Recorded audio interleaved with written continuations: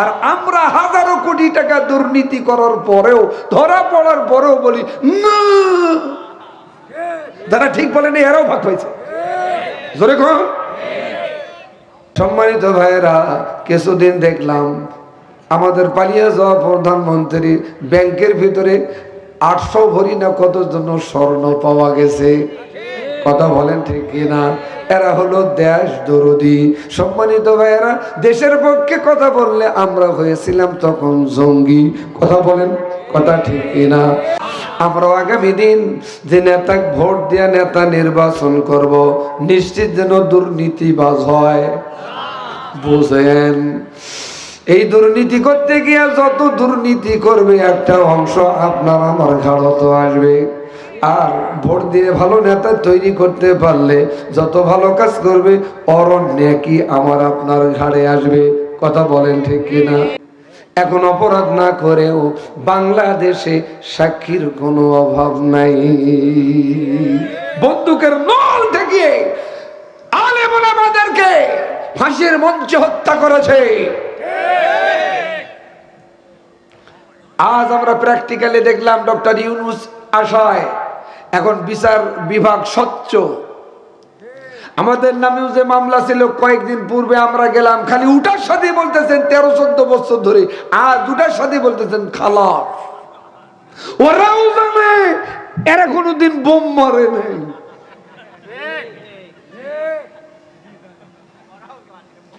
সম্মানিত ভাইয়েরা, গভীর মনোযোগ। এমন বক্তাকে দাওয়াত দিয়েছেন পাবলিক যাবে মানে। আমি তো আজকে আপনার মাদ্রাসায় ঠান্ডা মাথায় ওয়াজ করতেছি, আপনি যে কথা কইছেন গরম মাথা না, গরম করে সবকিছু হয় না। 16 বছর আগে গরম হয়েছে, এখন কাক গালা মরে ভাই থুতু উপরে দিলে নিজের গাওয়াত পড়বে। কথা বলেন, কথা ঠিক কিনা? এই ছোট ভাই আর আমরা বড় ভাই। বিএনপি কিছু ভুল করলে আমরা একটু সংশোধন করব, জামাত ইসলাম একটু ভুল করলে সংশোধন করবে, আমরা কাড়াকাড়ি করলে তো ফ্যাসিস্টেরা আবারও সুযোগ বুঝে আর ঘাই মারার চেষ্টা করবে। কথা বলেন, কথা ঠিক কিনা? এই ঘাই আর বাংলাদেশে তারা পাবে। আবার যদি কেউ মনে করে ওরা যে হালত গেছে আমরাও সেই হালত যাবো, তাহলে হেলিকপ্টার তোমাকে লাগবে না, খালি রেডি থাকো। ওরা তো হেলিকপ্টার নিয়ে পালিয়েছে, তোরা পালাবো দিশা পাবো না। কয়েকজন কয় ঠিক, আরে শহীদ ঠিক।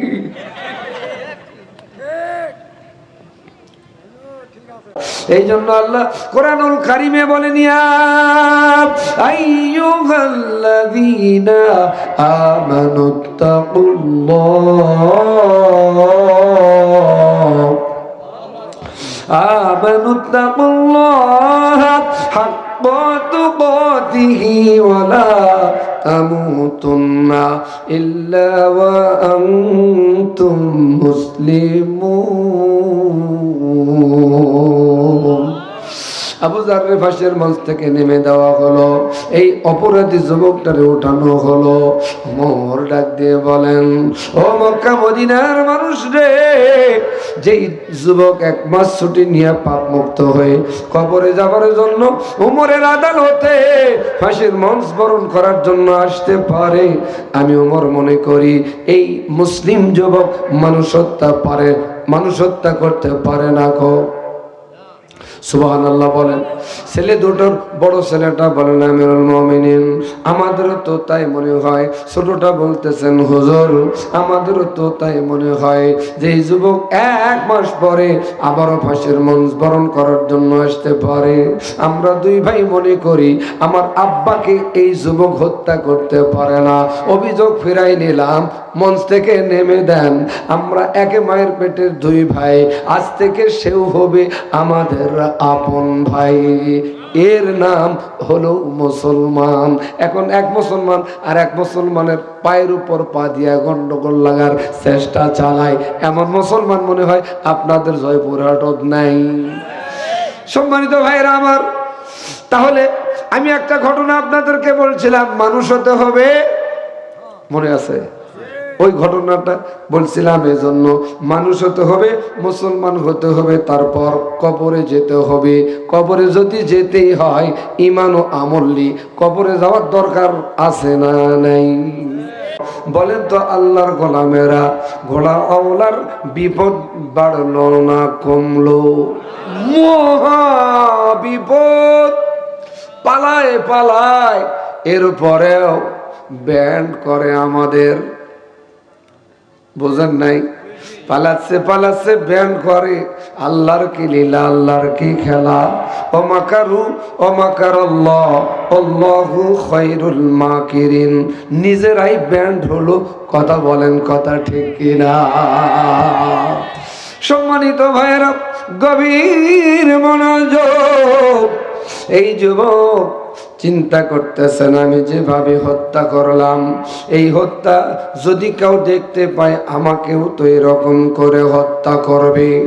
এই জন্য কোরআনে আল্লাহ বলেন যে যাকে আঘাত করবে সে সেভাবে আঘাত করতে হবে, যে যেভাবে মারবে সে সেইভাবেই মারবে।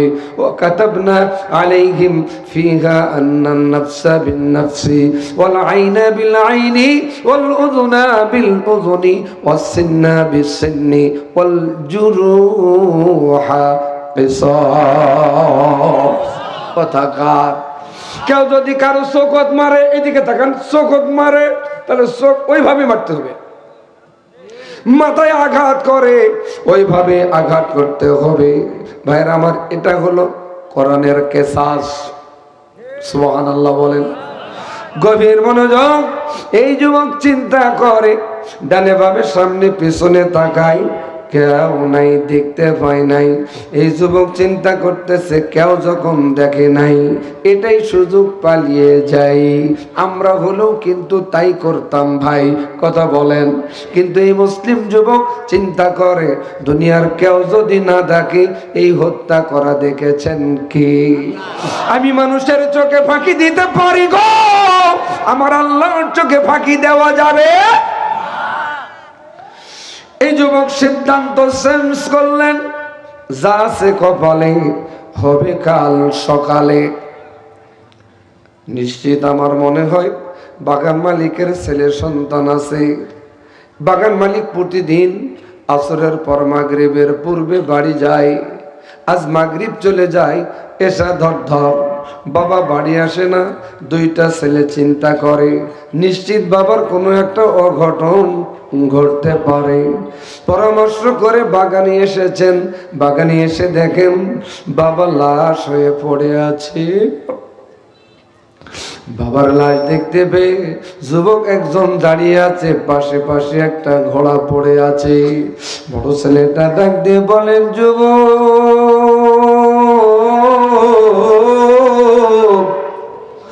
আমার আব্বার কি হয়েছে রে? বলেন, তোমার আব্বার কি হয়েছে? জানি না, ড্রাগ চেক দিতে পারি নাই।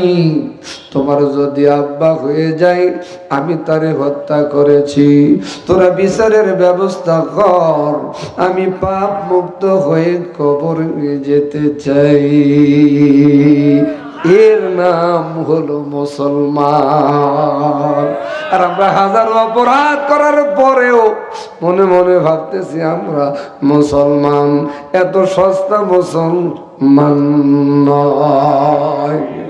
সম্মানিত ভাইয়েরা, এবার অপরাধী যুবকটারে নিয়ে বাবার লাশ দুই ভাই ঘাড়ে নিলেন, কাঁধে নিলেন। বিচারকের দরবারে যায়। বিচারক আর কেউ নয়, বিচারক হলেন অর্ধ জাহানের খলিফা, খলিফাতুল মুসলিমিন, আমিরুল মুমিনিন হযরতে ওমর। সুবহানাল্লাহ বলেন। ওমর কেমন বিচারক জানার দরকার আছে না নাই? আমিরুল মুমিনিন এমন একজন নেতা, এমন একজন লিডার। সামনে নেতা নির্বাচন, হিমসের জন্য, পারস্যের জন্য গভর্নর নির্বাচন করবেন। আমিরুল মুমিনিন নেতা নির্বাচন করলেন যাকে, তিনি হলো সাইদ ইবনে আমের। সুবহানাল্লাহ বলেন। এই সাইদ ইবনে আমের কে বলতেছেন, সাইদ রে, আমি কিছুদিন পর হিমসে যাব, আমাকে 4টা তালিকা দিবা। জি স্যার, বলুন কি? 1 নম্বর তালিকা ইয়াতিম, 2 নম্বর মিসকিন, 3 নম্বর বিধবা, 4 নম্বর গরিব। বলেন তো মেম্বার চেয়ারম্যানের কাছে এই তালিকা আছে না নাই? এবার ভাইরা আমার, কিছুদিন পর ওমর চলে গেলেন, নেতা নির্বাচন করে ওমর পাঠিয়ে দিলেন। সুবহানাল্লাহ বলেন। আমরাও তো সামনে নেতা নির্বাচন করব ভোটের মাধ্যমে। বিড়ি আর জিলাপি যে দিবে তাকে আমরা ভোট দিব। এই বিড়ি আর জিলাপি আমার আপনার বিবেক বিক্রি করায়। আমরা আজও সুদ ঘুষ জানাবে বিচার অবিচার সাদাবাজি টেন্ডাবাজি বন্ধ করতে পারি নাই। কথা বলেন, কথা ঠিক কিনা? আমিরুল মুমিনিন গেলেন হিমশে, পারস্যে যাওয়ার সাথে সাথে বাহক মাধ্যমে সাইদ ইবনে আমের ওই তালিকা পাঠাই দিলেন। ওমর তালিকাটা পড়তে আরম্ভ করলেন। মারহাবা বলেন। ইয়াতিম মিসকিন বিধবা গরিবদের তালিকা পড়তে পড়তে দেখেন সাইদ ইবনে আমেরের নাম ওই গরিবদের তালিকায়। পারস্যের জনগণ, হিমসের জনগণকে ওমর ডাকতে বলতেছেন, এই সাইদকে রে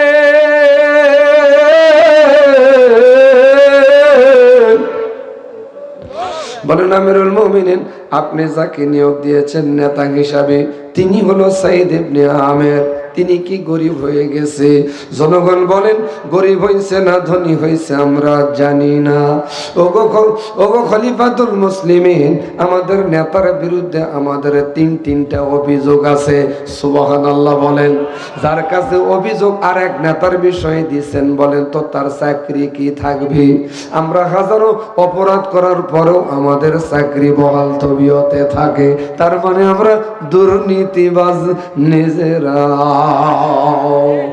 এই জন্য কবি বলেন, খোদারে দুনিয়ায় সবে দেখি হয়, খোদারে দুনিয়ায় সবে দেখি হয়, মানুষ মানুষকে কেন মারে? ও আল্লাহ রহম করো রে, ও আল্লাহ রহম করো রে। ওরা মুখে যা বলে কাজে তা করে না, ওরা মুখে যা বলে কাজে তা করে না, শুধু খেয়ে তারা নামাজ ছাড়ে না। ওরা মুখে যা বলে কাজে তা করে না, শুধু খেয়ে তারা নামাজ ছাড়ে না। ওরাই নেতা হয় ভবের পরে। ও আল্লাহ রহম করো রে, ও আল্লাহ রহম করো রে। এ যুগের ছেলে লেখাপড়া ফেলে মধু গাঁজাকে নেশা করে, মা বোনদের তারা, মা বোনের তারা ইফতিজিং করে, মা বোনের তারা জ্বালিয়ে মারে। তারাই সোনার ছেলে ভবের পরে। ও আল্লাহ রহম করো রে, ও আল্লাহ রহম করো রে। কষ্ট হচ্ছে কি আপনাদের? ভাই কটা বাজে? 11:12। আলহামদুলিল্লাহ। সম্মানিত ভাইরা, যাতে আপনারা কষ্ট না পান আমিও কষ্ট না পাই, উভয় আমরা চাই। কারণ আমরা মুসলমান, এক মুসলমান আর এক মুসলমানের ভাই। কথা বলেন ঠিক কিনা? সম্মানিত ভাইরা, গভীর মনোযোগ। সাইদ ইবনে আমের ডাক দিয়া বলেন, সম্মানিত ভাইরা, ওমর ডাক দিয়ে বলেন, এই সাইদ ইবনে আমের কে গো? বলছেন, আপনি যাকে নেতা নিয়োগ দিয়ে পাঠিয়ে দিয়েছেন তিনি হলো সাইদ ইবনে আমের। জনগণ বলে, আমাদের তিনটা অভিযোগ আছে। 1 নম্বর অভিযোগ বলো, কি অভিযোগ তার বিরুদ্ধে? বলতেছেন, 1 নম্বর অভিযোগ, আমাদের নেতা অফিসে আসতে দেরি করে। 2 নম্বর অভিযোগ, মাসের শেষে দিনের বেলা দুপুর বেলা দেখা করতে চেয়েও আমাদের সাথে আমাদের গভর্নর দেখা পর্যন্ত করে না। 3 নম্বর অভিযোগ, রাত্রের বেলায় জরুরি কাজ আমাদের থাকে, দরজায় লাগ করি, দরজা নড়ে, নেতা নড়েও না, জবাবও দেয় না। এই 3টা অভিযোগ যার পাওয়া যায়, বলেন তো তার কি চাকরি থাকার কথা? যার কাছে এই অভিযোগ দিয়েছেন তিনি তো হলেন অর্ধ জাগানের খলিফা। সুবহানাল্লাহ বলেন। উমর আর দেরি করলেন না, বিলম্ব করলেন না, লেট করলেন না, বাদী বিবাদীরে কাঠগড়ায় দাঁড় করাই দিলেন। সাইদ ইবনে আমেরকে বলতেছেন, সাইদ রে, তোমার বিরুদ্ধে জনগণ 3টা অভিযোগ দায়ের করেছে, সঠিক কারণ দর্শাইতে পারলে তোমার চাকরি থাকবে, নইলে তোমার চাকরি থাকবে না। সাইদ বলেন, আমিরুল মুমিনিন, আমি কি জানতে পারি আমার বিরুদ্ধে আনিত অভিযোগগুলো কি? 1 নাম্বার অভিযোগ, তুমি অফিসে আসতে দেরি করো। 2 নাম্বার অভিযোগ, মাসের শেষে দিনের বেলা দুপুর বেলা দেখা করতে চেয়েও জনগণের সঙ্গে দেখা পর্যন্ত করো না। 3 নাম্বার অভিযোগ, রাত্রের বেলায় যখন বাড়ির দরজায় লক করে জনগণ, দরজা নড়ে তুমি নড়ো না, জবাবও দেও না। কথাগুলো কি ঠিক? নেতা বললেন, আমিরুল মুমিনিন, আমার বিরুদ্ধে আনিত অভিযোগ একটাও মিথ্যা না, 3টাই সঠিক। সুবহানাল্লাহ। আর আমরা হাজারো কোটি টাকা দুর্নীতি করার পরেও, ধরা পড়ার পরেও বলি না। যারা ঠিক বলেন এরাও ভাগ পাইছে। জোরে কর। সম্মানিত ভাইয়েরা, কষ্ট হচ্ছে কি আপনাদের? গভীর মনোযোগ। আমিরুল মুমিনিন, বলতাম না, বলতে বাধ্য হলাম। যদি না বলি নেতার বিরুদ্ধে কুধারণা করবে পাবলিক, জনগণ। অফিসে আসার পিছনে কারণ হলো দেরি হওয়ার পিছনে কারণ, আমি গভর্নর, আমার টাকার অভাব নাই, এ টাকা আমার নয়, জনগণের, পাবলিকের। আর পালিয়ে যাওয়া প্রধানমন্ত্রী পালিয়ে গেল, তার পিয়নের বাড়ির 4,500 কোটি টাকা পাওয়া গেল। আরো জোরে বলেন। সম্মানিত ভাইয়েরা, কিছুদিন দেখলাম আমাদের পালিয়ে যাওয়া প্রধানমন্ত্রী ব্যাংকের ভিতরে 800 ভরি না কত জন্য স্বর্ণ পাওয়া গেছে। কথা বলেন ঠিক কিনা? এরা হলো দেশ দরদি। সম্মানিত ভাইয়েরা, দেশের পক্ষে কথা বললে আমরা হয়েছিলাম তখন জঙ্গি। কথা বলেন, কথা ঠিক কিনা? ভাইরা আমার, আমিরুল মুমিনিন বলতাম না, বলতে বাধ্য হলাম। আমি গভর্নর, টাকার অভাব নাই, এ টাকা আমার নয়, জনগণের। এই টাকা জনগণের, রাষ্ট্রীয় যা ভাতা পাই এ দিয়ে আমার সংসার পরিচালনা করি। আমার বাড়িতে কোনো কাজের মানুষ নাই, আমার স্ত্রী অসুস্থ, ছোট্ট 2টা ছেলে স্কুলে পাঠাই, সংসারে যাবতীয় কাজকর্ম নিজ হাতে করি, এজন্য আমার অফিসে আসতে দেরি হয়। কি নেতা! আমিরুল মুমিনিন আল্লাহর দরবারে এ কথা শুনতে পেয়ে শুকরিয়া আদায় করে বলে, আল্লাহ,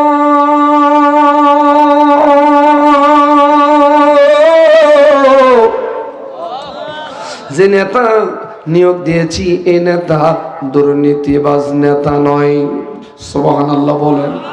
আমরা আগামী দিন যে নেতা ভোট দিয়ে নেতা নির্বাচন করব, নিশ্চিত যেন দুর্নীতিবাজ হয়।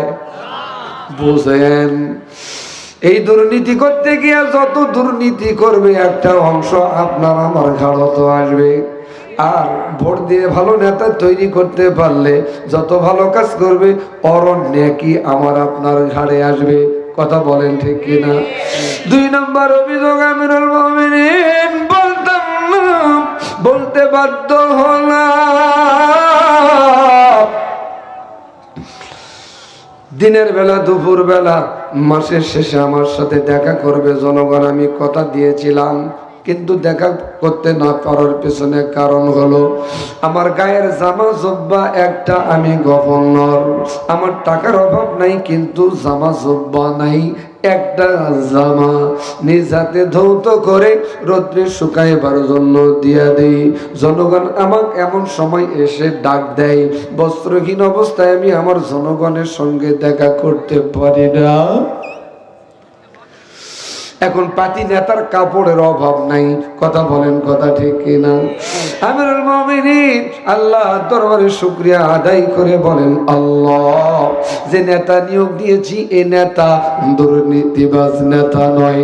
3 নম্বর অভিযোগ, রাত্রের বেলায় আমারে ডাকে, জরুরি কাজ শোনার জন্য ওগো খলিফাতুল মুসলিমিন আমিরুল মুমিনিন আমারে যখন ডাকে আমি শুনতে পাই, জবাব দিতে পারি না।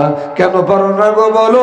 বলেন আমিরুল মুমিনিন অফিসে থাকাকালীন যতটুকুন আল্লাহকে স্মরণ করার ততটুকুন করি। অফিস থেকে যখন বাড়িতে যাই দুনিয়াবি সমস্ত কাজ বাদ দিয়ে আমি নামাজে দাঁড়িয়ে যাই। নামাজে থাকাকালীন যদি কেউ ডাক দেয় জবাব দেওয়া যায়। এ মাসলা সাইদ ইবনে আমিরের জানা নাই। ওমর ডাক দিয়ে বলেন, সাইদ রে, জবাব তো দেওয়া যায় না, এজন্য হুজুর আমি জবাব দিতে পারি নাই। চেয়ার থেকে উঠে ওমর সেজদায় পড়ে যায়, আল্লাহরে ডাক দিয়ে বলেন, আল্লাহ যে নেতা নিয়োগ দিয়েছি এ নেতা দুর্নীতিবাজ নেতা নয়। হিমিশের জনগণ কেঁদে কেঁদে বলছেন, আমিরুল মুমিনিন আমাদের নেতাকে আমরা সামনে থেকে চিনতে পারি নাই, অভিযোগ যা দিয়েছিলাম এ নেতাই আমাদের আমরা অভিযোগ ফেরত নিলাম। সুবহানাল্লাহ বলেন। এমন চরিত্র যদি নেতারা গঠন করতে পারে বাড়ি বাড়ি ভোট চাওয়ার আর কোনো প্রয়োজন নাই। কথা বলেন। সেই ওমরের দরবারে বাবার লাশ মনে আছে? মনে আছে? বাবার লাশ ঘাড়ে নিলেন, কাঁধে নিলেন। অপরাধী যুবক মক্কা থেকে মদিনায় যাবে, এই মাঝামাঝি পথের এই যুবক রে নিয়া অর্ধজাহানের খলিফা খলিফাতুল মুসলিমিন আমিরুল মুমিনিন উমরের দরবারে গেলেন, লিখিত অভিযোগ দায়ের করলেন।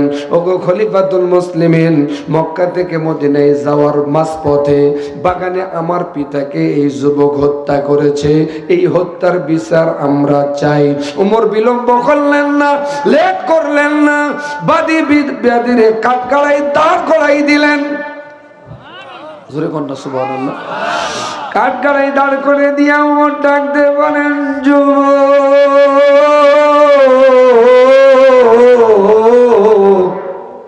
তুমি কি তার পিতারে হত্যা করেছ? বলছেন জি। অপরাধী যদি নিজের অপরাধ স্বীকার করে সাক্ষীর কোনো প্রয়োজন নাই।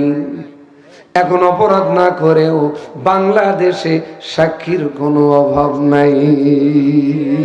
বন্দুকের নল থেকে আলেম ওলামাদেরকে ফাঁসির মঞ্চে হত্যা করেছে। আজ আমরা প্র্যাকটিক্যালি দেখলাম ডক্টর ইউনূস আশায় এখন বিচার বিভাগ স্বচ্ছ। আমাদের নামেও যে মামলা ছিল কয়েকদিন পূর্বে আমরা গেলাম, খালি উঠার সাথে বলতেছেন 13-14 বছর ধরে, আজ উঠার সাথে বলতেছেন খালাস। ওরাও জানে এরা কোনোদিন বোম মারে নাই।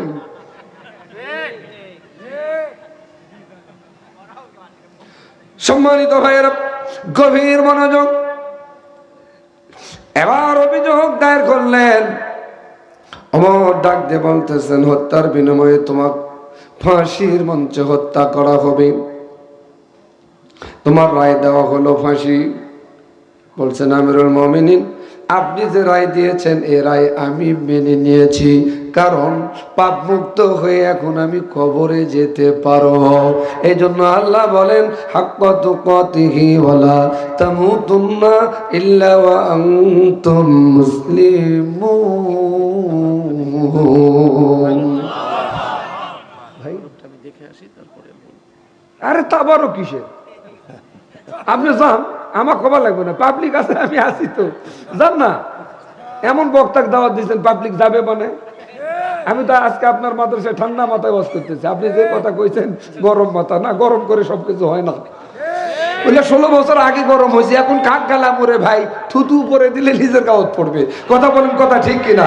এই ছোট ভাই আর আমরা বড় ভাই, বিএনপি কিছু ভুল করলে আমরা একটু সংশোধন করব, জামাত ইসলামী একটু ভুল করলে সংশোধন করবে, আমরা কাড়াকাড়ি করলে তো ফ্যাসিস্টেরা আবারও সুযোগ বুঝে আর ঘাই মারার চেষ্টা করবে। কথা বলেন, কথা ঠিক কিনা? এই ঘাই আর বাংলাদেশে তারা পাবে। আবার যদি কেউ মনে করে ওরা যে হালত গেছে আমরাও সেই হালত যাবো, তাহলে হেলিকপ্টার তোমাকে লাগবে না, খালি রেডি থাকো।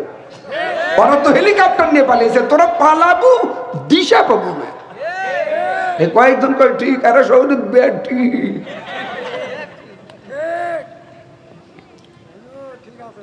গভীর মনোযোগ।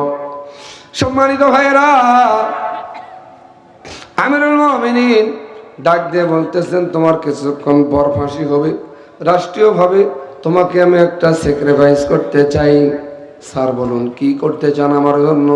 ওমর ডাক দিয়ে বলেন, রাষ্ট্রের কাছে তোমার কিছু চাওয়া পাওয়ার আছে নাকি? দেখবেন ফাঁসির আসামি যারা, রাষ্ট্রের সরকার বলেন শেষ পর্যায়ে যেদিন ফাঁসি হবে ওই দিন তুমি কিছু খাবা, পড়বা। অনেকে বলেন আমি 2 রাকাত নফল নামাজ পড়বো, অনেকে বলে আমি রুই মাছের মাথা দিয়া, ইলিশ মাছের মাথা দিয়া ভাত খাবো, আমার ছোট্ট মেয়েটা বাড়িতে আছে, আমার মেয়েটার সাথে দেখা করব। সরকারের পক্ষ থেকে ফাঁসির রায় কার্যকর করার পূর্বেই ওই ছেলে মেয়ের সাথে দেখা করাবেই। এ সুযোগ দেওয়ায় ওমরকে ডাক দিয়ে যুবক বলেন, হুজুর সুযোগ যেহেতু দিলেন, আমার ছোট্ট একটা আবদার। বলো কি আবদার? হুজুর আমি একটা মাস ছুটি চাই। ওমর এখন চিন্তা করে, আমি তো তাকে চিনিও না, তার বাড়ি কোন জায়গায়, ঘর কোন জায়গায়। মারহাবা বলেন। আমি যদি ছুটি দেই, সে যদি না সে ওমর বিচার করবে কার? ওমর বলছেন, যুবক ছুটি দিব না তা না, অবশ্যই ছুটি দেব, কিন্তু একজন জামিনদার দিতে হবে।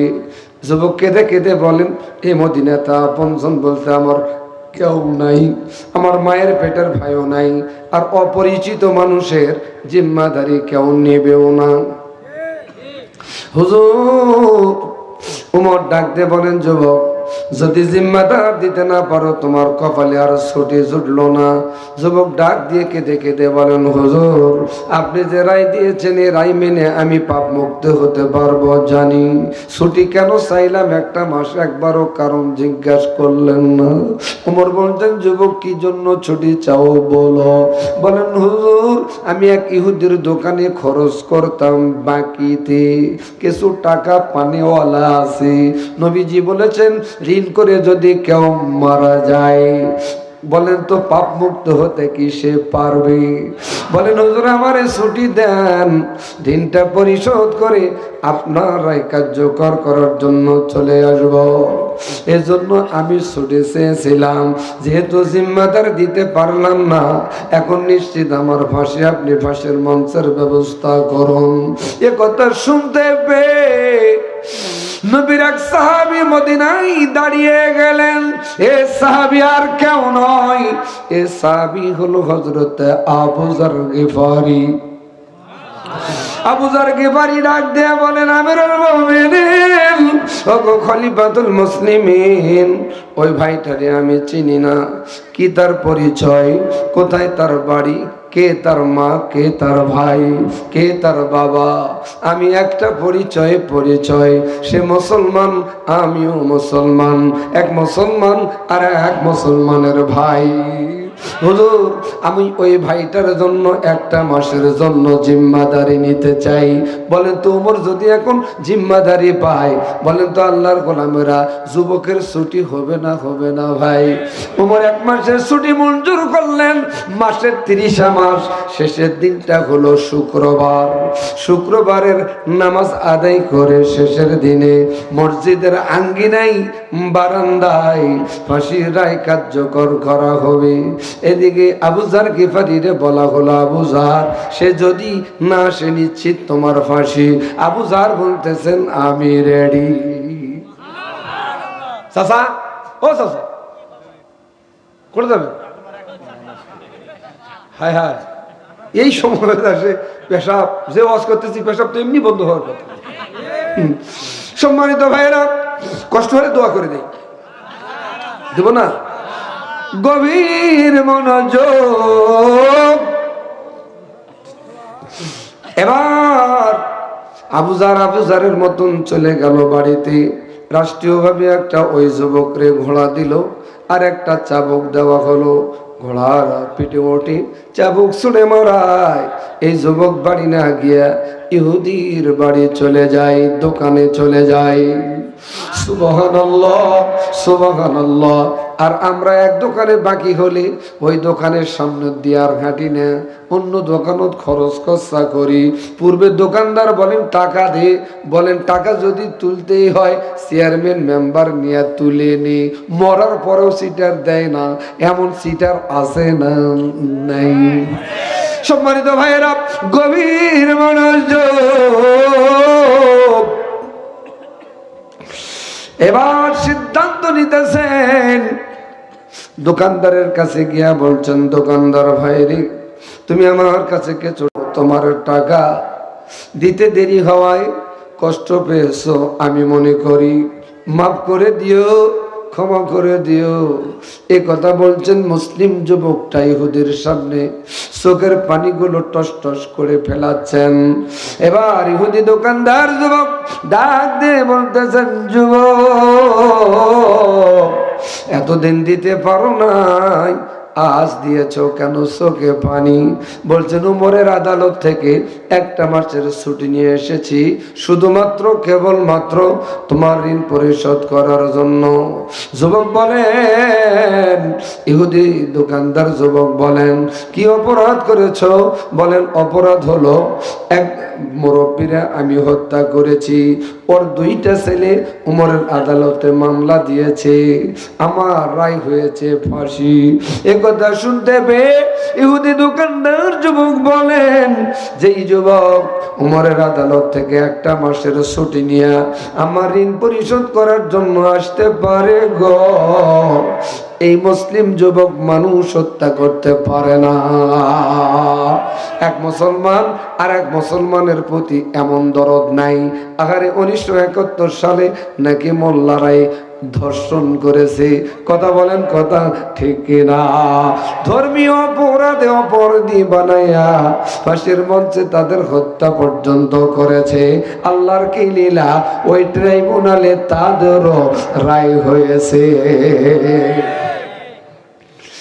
ইহুদির দোকান দিয়ে বাড়ি গেলেন, বাবা মারে বললেন না দিন ঘনিয়ে আসে, হাতে আর মাত্র 5টা দিন বাকি।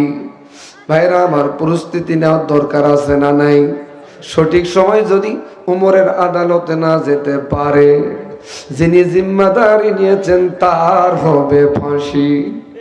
এই যুবক জনম দুঃখিনী মারে ডাক দিয়া বলছেন, মা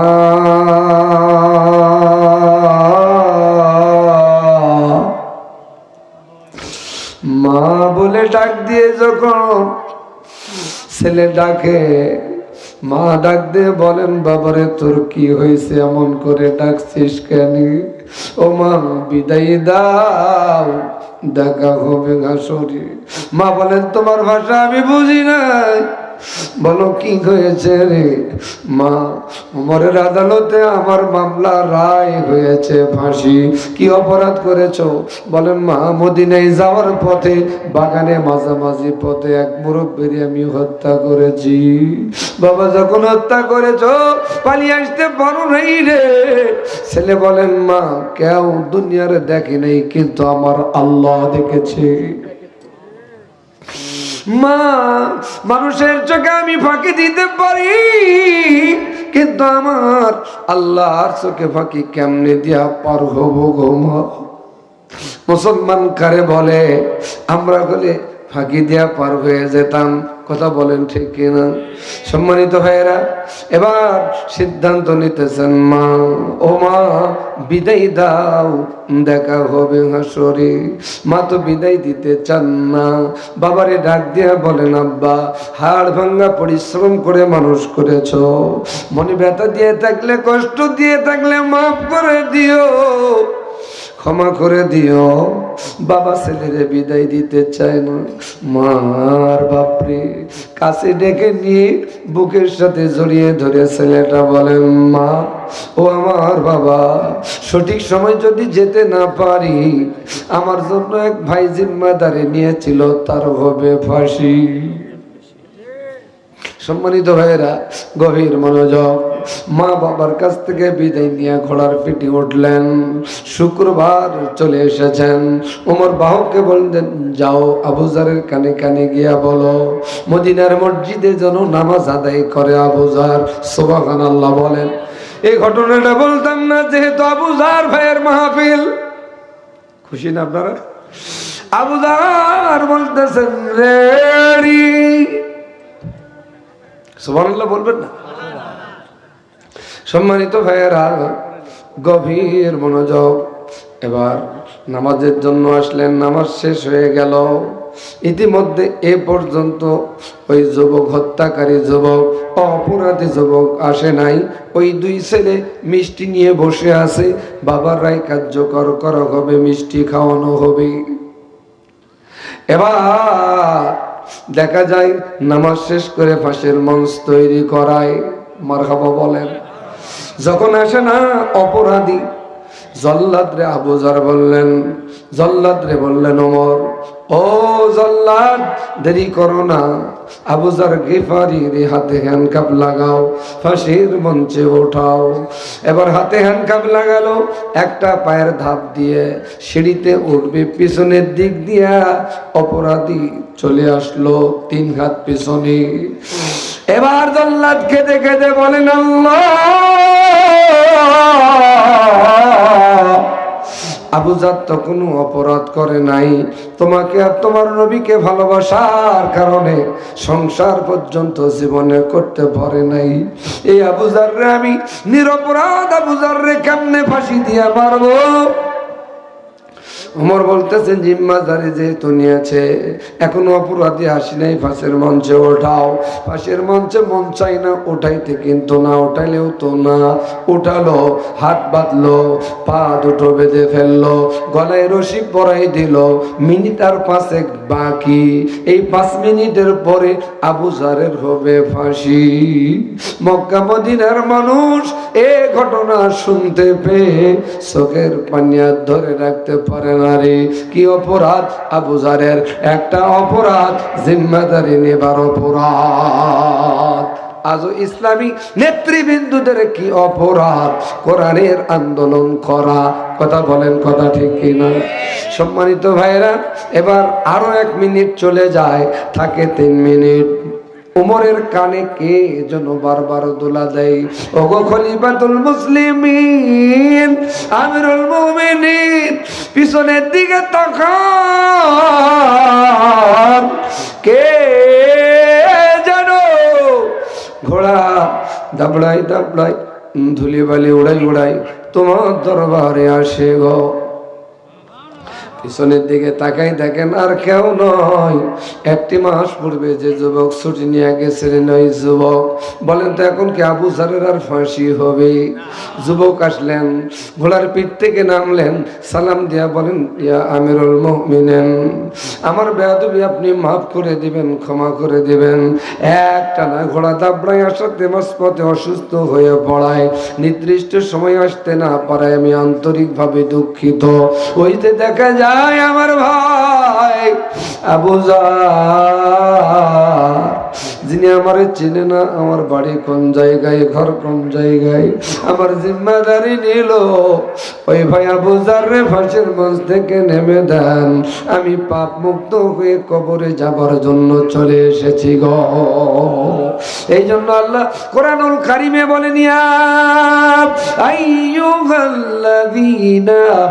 আমানুত্তাকুল্লাহ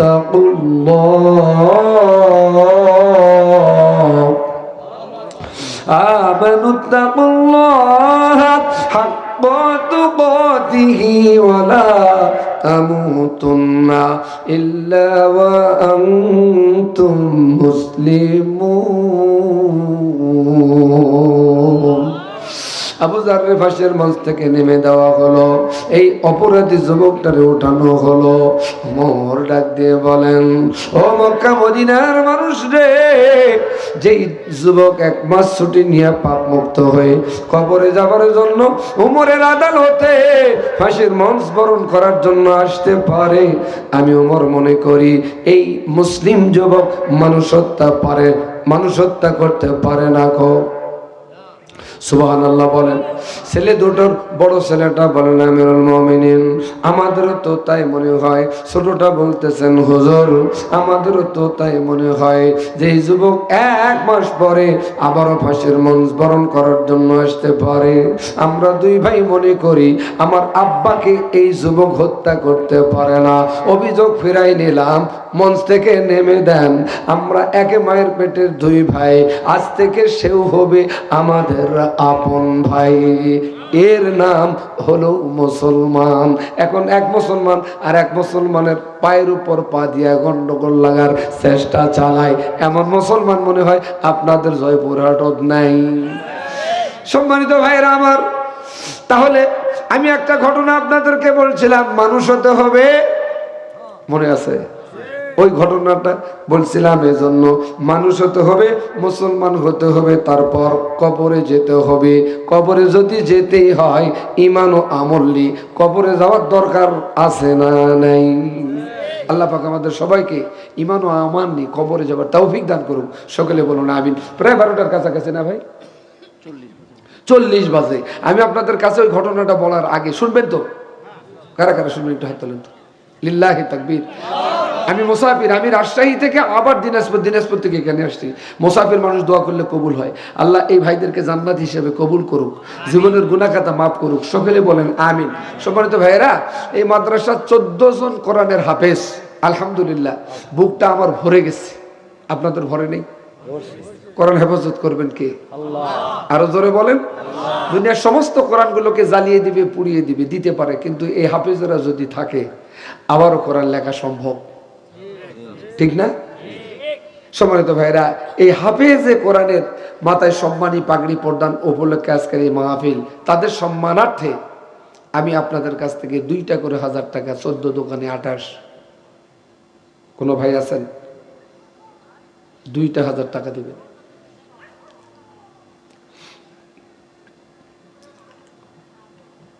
দিয়ে ধন বুঝে মন কেড়ে নিতে কতক্ষণ, নদীর কুল ভাঙ্গে ওই কুল গড়ে, এই তো নদীর খেলা। সকাল বেলার বাদশারে তুই ফকির সন্ধে বেলা। আল্লাহ পারে না, পারে না? আছেন কোন ভাই? 2টা 1000 টাকা দিবেন।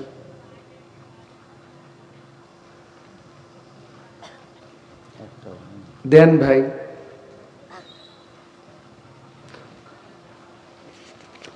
আমি মনে করি বাগদাদ ভাইয়ের সে কালেকশন করার বক্তা বাংলাদেশও নেই।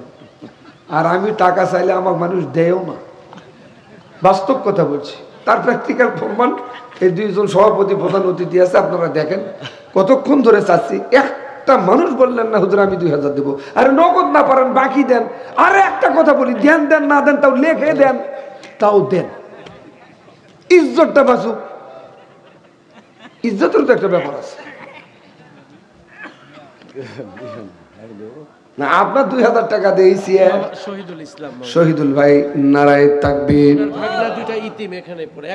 আয় আল্লাহ, ওনার ভাগনা 2 জন ইতিম বাবা নাই, 2000 টাকা দিয়েছেন। হাফেজে কোরআনের মামা, রব্বুল আলামিন দয়া করে তার দান কবুল করো। বাপমা যদি কবরে যায় কবরটা জান্নাতের বাগান বানাও। সকলে বলেন আমিন।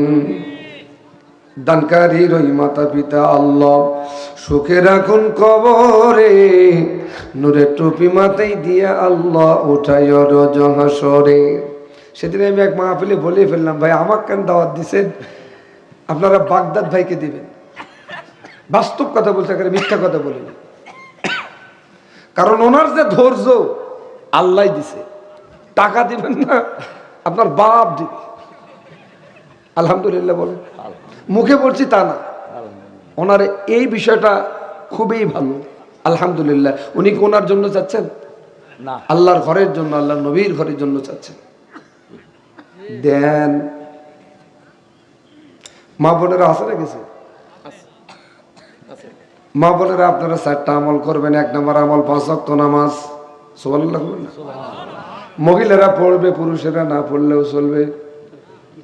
হুকুমকার মোহাম্মদ শিহাব, যুবক মানুষ, 1000 টাকা। আল্লাহ দিও না ঠেকা, নবীদের সাথে জান্নাতে করাইও দেখা, বলেন আমিন আমিন আল্লাহ আমিন। দানকারীর জন্য হয়ে জানো যাবেন। 2 নাম্বার হলো রমজান মাসের রোজা, মহিলারা করবে পুরুষেরাও করবে। 3 নাম্বার হলো স্বামীর খেদমত। ও মা ও বোন, স্বামী জীবিত আছে খেদমত করবেন, আল্লাহ খুশি হবে, বলেন ঠিক না? 4 নাম্বার হলো ইজ্জতের হেফাজত। ও করোনা ফি বুয়ুতিকুন্না ওয়ালা তাবাররুজনা তাবাররুজাল জাহিলিয়াতিল উলা। নবী, আপনার স্ত্রী আপনার কন্যারা বাড়ির থেকে বেরোতে পারবে না তা না, অবশ্যই বেরোবে, নিশ্চয়ই বেরোবে। বুকের উপর একটা বড় চাদর ওড়না দিবে, এখন ওড়না দেয় না, মাফলার। ও মা বোন, স্বামীর উপস্থিতিতে অনুপস্থিতিতে ইজ্জতের হেফাজত করবেন, এই 4টে আমল করবেন। 8 জান্নাতের যে কোনো দরওয়াজা দিয়ে বিনা হিসাবে জান্নাত যেতে পারবেন। মা বোনদের 4টে আমল করে জান্নাত যাবার তৌফিক দান করুক, বলেন আমিন। আর কোন দরদি ভাই আছেন? দেন দিয়ে ধনবো। যেমন কারো বাবা নাই, কারো মা নাই, রোগের মোশাররফ হোসাইন, আয় আল্লাহ মুরব্বী আমার, নাম বলেন নাই, 500 টাকা দিয়েছেন। আল্লাহ মাবুদ বেনামি দিয়েছেন, দান কবুল করো, হায়াত দারাজ করো। আল্লাহ যে নিয়তে দান করেছেন নেক নিয়ত মাকসুদ পূর্ণ করো। ফেরদাউস হুসাইন লিল্লাহ, ফেরদাউসি আমার বোন লিল্লাহে তাকবীর। আল্লাহ আমার এক বোন ফেরদাউসি জান্নাত দিও রব্বুল আলামিন। হযরত ফাতেমার সাথে জান্নাতে দেখা করে ও সকলে বলেন আমিন। দানকারীর ওই মাতা পিতা আল্লাহ সুখে রাখুন কবরে, নূরে টুপি মাথায় দিয়া আল্লাহ ওটাই রোজ হাসরে।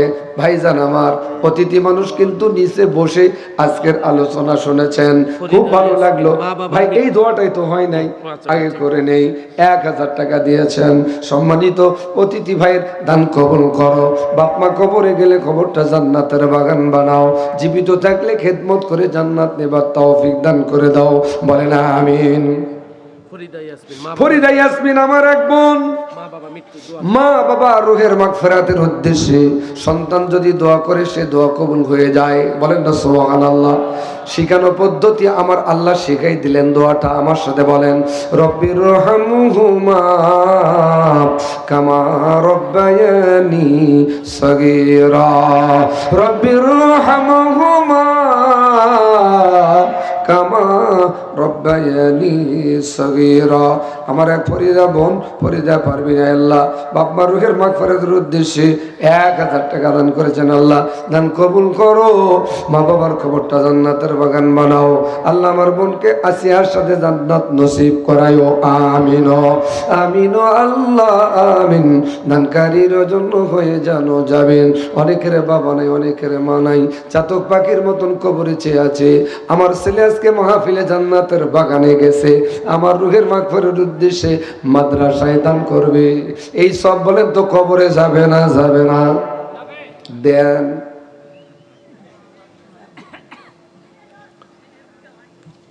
ভাই এখন আপনি বলেন, কয় হাজার দেবেন?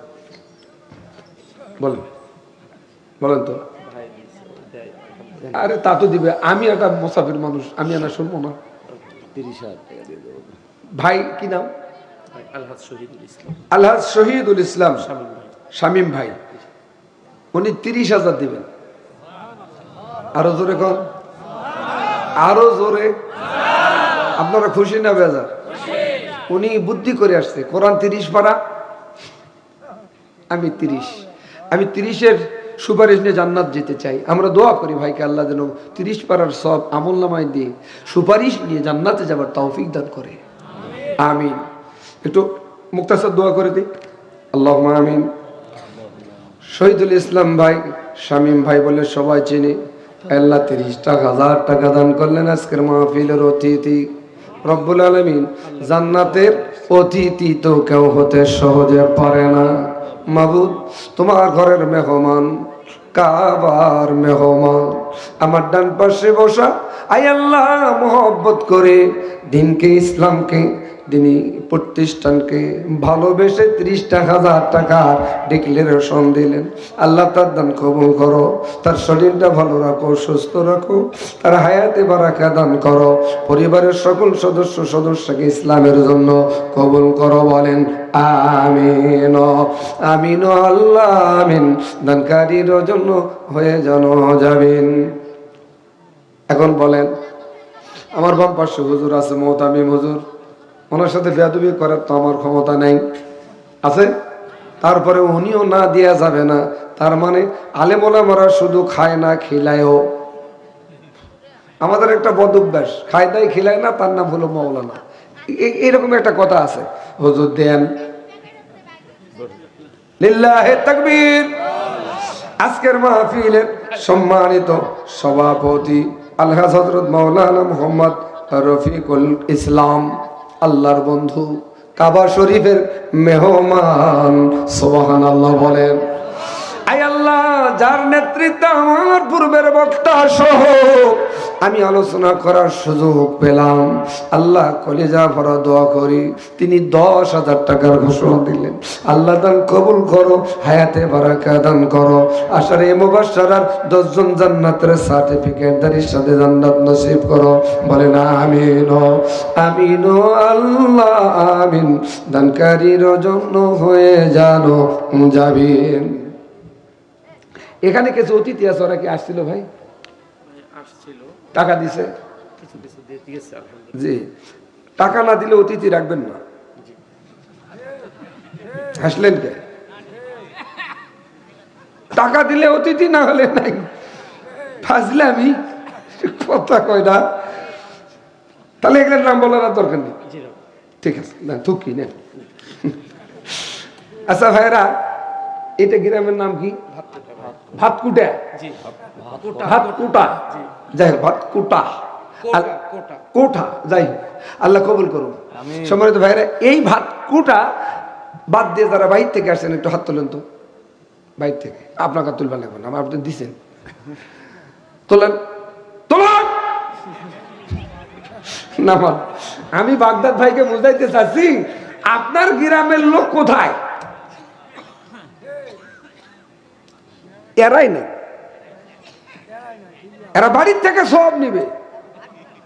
এত সস্তা সব, এর কথা কয় না, এত সস্তা সব। মনে করছেন জান্নাতুল জামুন? বড় বড় বিপদের হাত থেকে এই মাদ্রাসার কারণে এলাকাবাসী বাঁচে গেছে।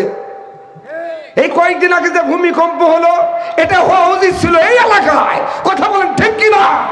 যারা বাড়িতে এখন পর্যন্ত ল্যাপ মুড়ি দিয়ে ঘুমিয়ে আছে, কথা কয় না রে। এটা কোরআনের মাহফিল, জান্নাতের বাগান তৈরি করা হয়েছে। ওদের এতটুকুন বিবেক নাই, আজকের মাহফিলে আমরা উপস্থিত থাকি। মনোহিংসা থাকতে পারে, বিদ্বেষ থাকতে পারে, আবুজার ভাইয়ের উপরে রাগ থাকতে পারে, প্রতিষ্ঠানের উপর রাগ থাকতে পারে, কিন্তু কোরআনের মাহফিলে তো রাগ থাকার কথা নয়। বদ্রের হাড্ডিরা কথা কবার দেন তো ভাই, আইসি তখন কয়ে যাই। রেজওয়ান ভাই, লিল্লাহে তাকবীর, 1000 টাকা আল্লাহ রেজওয়ান ভাই দান কবুল করো, আমিন। আচ্ছা ভাইরা, আমরা একটু তাদেরকে লজ্জা দেবার জন্য দেন তো 10টা মানুষ 500 করে টাকা।